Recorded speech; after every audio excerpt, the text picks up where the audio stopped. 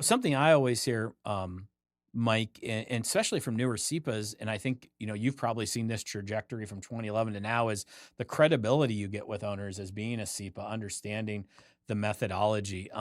Where did that credibility come for you with that owner within the methodology or with the CEPA designation? Think that the methodology is a process. Mhm. So it's not a shoot from the hip Yes. mentality, it's a proven process. So, okay, we'll go in the process, it always starts with a trigger event and called their trigger event because it Yep. often triggers action Yep. in the owners, as you well know, Yeah. Ryan. So there's a methodology, a flow of what you do to get to where you want to get to. And you hit on early that paradigm shift we talk about, which is exit planning is not something you do when you're ready to sell.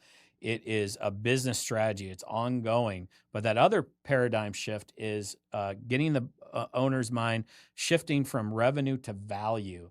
Do you remember in this case study when that mindset really shifted with that owner? Yeah, I do, Ryan. And so, yeah, most businesses are lifestyle Yeah. businesses that focus on the income. It's an income mindset.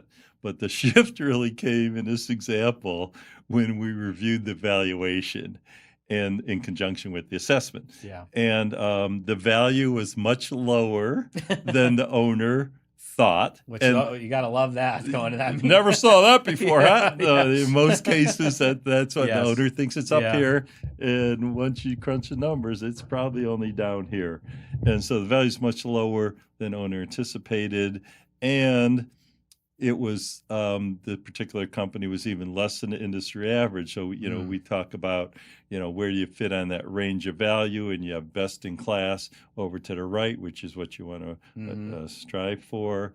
And then, but they were, yeah, to the left of that Oof. equation. So not in a good place. So a lot of work to do from financial. And then as you guided them through the gates, Mike, and you saw, and the owner saw that value then shift with the work you did.